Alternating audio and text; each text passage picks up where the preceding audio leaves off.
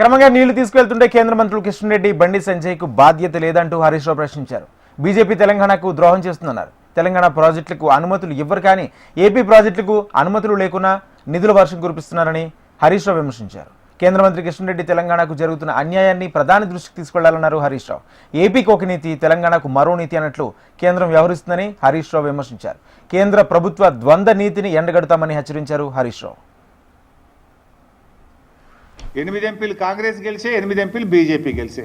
16 ఎంపీలు గెలిస్తే ఏం లాభం ఈ రోజు రాష్ట్రానికి? బడ్జెట్లో ఏమి రాదు. మన నీళ్లను కూడా తీసుకుపోతా ఉంటే బీజేపీ ఎంపీలు మాట్లాడరు, నా కాంగ్రెస్ ఎంపీలు మాట్లాడరు. పార్లమెంట్ను స్తంభింపజేయాలి కదా.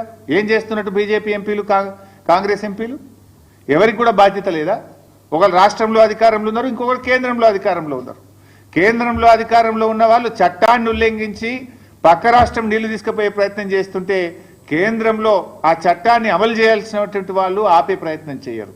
రాష్ట్రంలో అధికారంలో ఉన్న పార్టీ కానీ 8 ఎంపీలు కానీ ఇవాళ దాని మీద ఏ పోరాటం అయితే చేయాలనో, లీగల్గా కావచ్చు, చట్టపరంగా కావచ్చు, లేదా ప్రభుత్వ పరంగా కావచ్చు, లేదా ప్రజా పోరాటం కావచ్చు, దేనికి కూడా పట్టించుకోకుండా నిమ్మకు నీరెత్తినట్టుగా రాష్ట్రంలో ఉన్న కాంగ్రెస్ పార్టీ, కాంగ్రెస్ ప్రభుత్వం ఈరోజు మొద్దు నిద్రపోతున్నటువంటి పరిస్థితి ఉన్నది. ఇలా ముఖ్యంగా ఈ రాష్ట్రం నుంచి 2 కేంద్ర మంత్రులు ఉన్నారు, కిషన్ రెడ్డి గారు, బండి సంజయ్ గారు.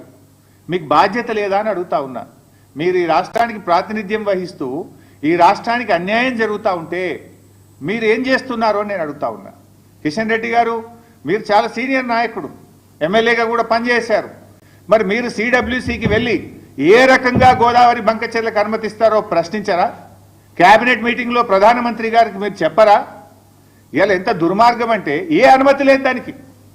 నా జిఆర్ఎంబి అనుమతి లేదు, సిడబ్ల్యూసి అనుమతి లేదు, ఎన్విరాన్మెంట్ క్లియరెన్స్ లేదు, అపెక్స్ కమిటీ అనుమతి లేదు. ఏ అనుమతి లేకుండానే కేంద్ర ప్రభుత్వం 50% నిధులు గ్రాంట్ కింద ఇస్తుందట. మరో 50% నిధులు FRBMకు అదనంగా అప్పు తెచ్చుకోవడానికి అనుమతిస్తుంది.